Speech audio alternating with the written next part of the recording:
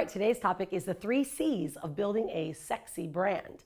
But don't forget, before you move anywhere, make sure you subscribe to this channel. This is where I'm going to be sharing with you tips and tricks on how to not only elevate your brand positioning, but get yourself more PR and media and increase your revenue and positioning of your brand. All right, so let's talk about the 3 C's. Number 1 C is clarity of message. I tell you, the amount of people that I've watched and you ask them what they do, and they're like, well, I kind of do this and I do this, and oh, I'm a speaker, but I'm also a transformational coach. And you're like, what are you talking about? Completely unclear. See, if we're asking our audience to use too much mental bandwidth to decide or to understand what you do, they immediately turn away.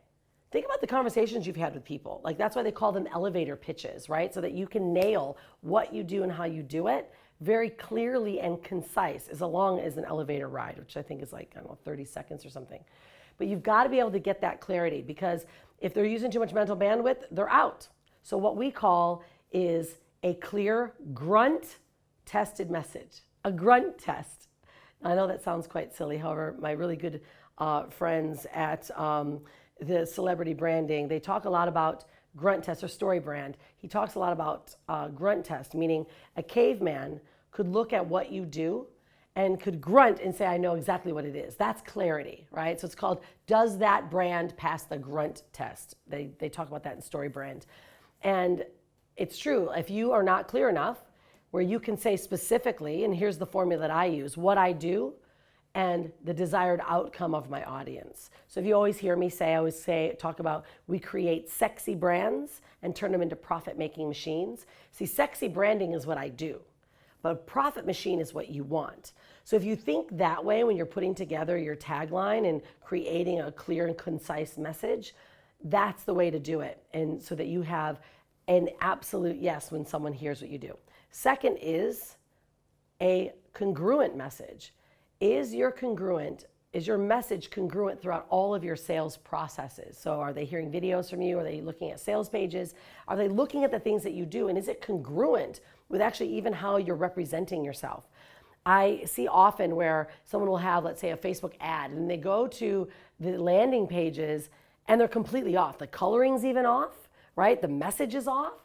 And the language doesn't even feel like you're in the same world. They've got to feel like they're literally going from one world into the same world, just on a different platform. So congruency is everything. Because if someone's like, oh, I thought I was getting this, it's completely different than the ad or whatever they clicked on. You've got to make sure that the message stays congruent throughout. All right, now the last one is the most important, is consistency. How often when you are driving down the road, if you're from the US, because that's where I'm from, and you see McDonald's, and you see McDonald's, and you see McDonald's, is there ever a point where you go, geez, I kind of think I should have a McDonald's, or I want a McDonald's, right? Or you talk about getting a blue car, and all of a sudden, you keep seeing blue cars everywhere? See, that's the point of, that's our subconscious seeing the things that we really want. So if you're consistent and your brand, message, image, and strategy is consistent, and you're constantly in front of the right people at the right time, whenever they are looking for your products or services, or your brand is just always present for them, what happens? They think about you. The consistency is what gets them to finally pull the trigger.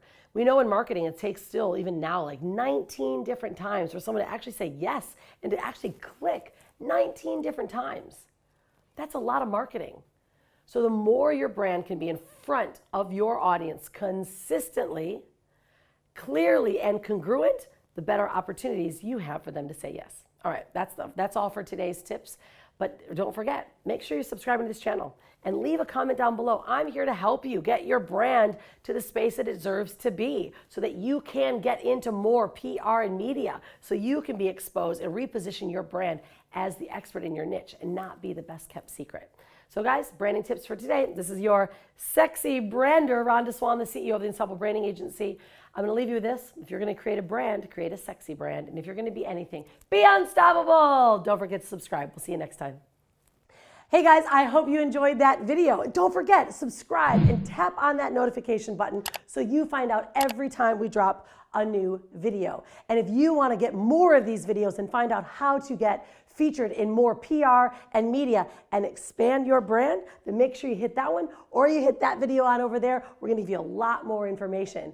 And down below, there's 2 links. One is a free gift that I've got for you, and another is an application that you can fill out to find out more about PR and media and how to get yourself featured on Forbes, Inc. or Entrepreneur Magazine. I look forward to seeing you all in the next video. Don't forget to subscribe. We'll see you next time, and be unstoppable!